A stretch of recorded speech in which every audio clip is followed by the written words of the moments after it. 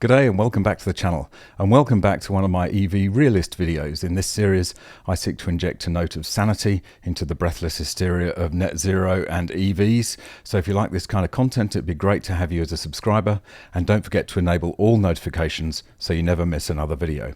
So in this episode we're going to look at two articles that came out today, both of which pointing to the same fundamental truth, that if you bow to the wishes of an unelected body like the UN, then you're going to have a hard time convincing your electorate that it's the right thing to do. One of the big problems with these kind of net zero mandates that originate out of the United Nations is that you've got to convince your voters and the public that this is a good idea. Otherwise, the public is likely to turn around and say, get f***ed. The ultimate result of that is that you'll get voted out. So if you want to stay in power and remain part of the government, you need to convince people net zero and with EVs and all of the energy transition stuff that's happening, is you have to convince them that this is all a good idea. And at the moment, people just aren't buying it. Quite literally, they're not buying the idea and they're not buying the cars. And so eventually there will come a point where the politicians that continue to push for this will just get voted out. And we know that politicians don't want that to happen ever.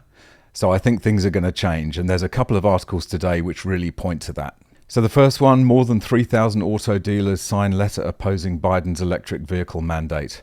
Electric vehicles are stacking up on our lots, car dealers write to Biden.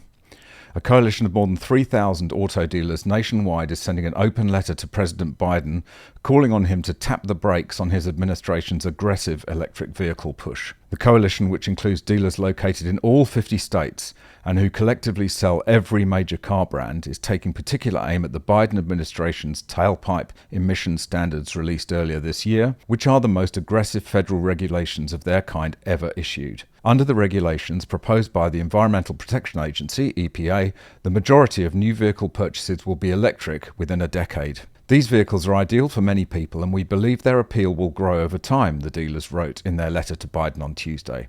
The reality, however, is that electric vehicle demand today is not keeping up with the large influx of BEVs, battery electric vehicles, arriving at our dealerships prompted by the current regulations. BEVs are stacking up on our lots. Last year there was a lot of hope and hype about EVs, the letter continued. Early adopters formed an initial line and were ready to buy these vehicles as soon as we had them to sell. But that enthusiasm has stalled. Today the supply of unsold BEVs is surging as they are not selling nearly as fast as they are arriving at our dealerships, even with deep price cuts, manufacturer incentives and generous government incentives. They added that while the goals of the EP regulations are admirable, they are also unrealistic based on current and forecasted customer demand. The dealers further noted that the best indicator of customer demand in the auto marketplace is how EVs are stacking up on their lots. The letter further noted that there are many issues facing the EV industry, such as lacking charging infrastructure, energy grid instability, and a lack of reliable mineral supplies vital for EV batteries. I mean, this is all completely common sense. The charging grid is not capable of supporting an EV fleet. There's huge questions about how much minerals are required for the batteries. There are just so many open questions. The problem is not with EVs as such. It's the fact that we're being forced to push them through far, far quicker than the technology is capable of supporting. And people are pushing back on this. You know, you have to take the people with you on these journeys, and the governments around the world are just not doing that. Mr. President, it is time to tap the brakes on the unrealistic government electric vehicle mandate. Allow time for the battery technology to advance. Allow time to make BEVs more affordable. Allow time to develop domestic sources for the minerals to make batteries, the letter said. Allow time for the charging infrastructure to be built and prove reliable. And most of all, allow time for the American consumer to get comfortable with the technology and make the choice to buy an electric vehicle. And the second story today is equally surprising, really, because this is a Democrat state. Democrat government withdraws electric vehicle mandate in stunning blow to environmentalists. Common sense has prevailed, says Connecticut Senate GOP leader. Democrat Connecticut Governor Ned Lamont is withdrawing his plan to mandate future electric vehicle purchases after the proposal received bipartisan pushback from lawmakers on a key legislative panel. Lamont ultimately pulled the proposal just 4 months after unveiling it and characterizing it as decisive action to meet our climate pollution reduction targets. In July, Lamont unveiled the proposal tethering Connecticut's emission standards to those set in California, which is the moonbat woke capital of the world, which mandates that every passenger vehicle sold is electric by 2035, the most aggressive target of its kind nationwide. Common sense has prevailed, Connecticut Senate Republican leader Kevin Kelly said in a statement. The governor's decision to withdraw the regulations is a reasoned approach to address the growing concerns raised by working and middle-class families. Adopting California emission standards which ban the sale of gas-powered cars is a substantial policy shift which must be decided by the General Assembly. There are too many questions regarding the capacity of our electric grid, the cost and location of grid improvements, and the negative impact on urban, rural, and working poor families, Kelly added. More than 90% of our pollution comes from outside the control of Connecticut.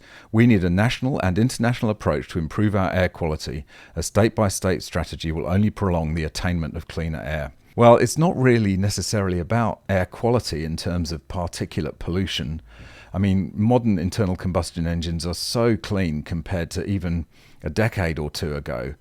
It's more about climate mandates which are being imposed from the United Nations, a completely unelected body which seeks to impose its will on the rest of us.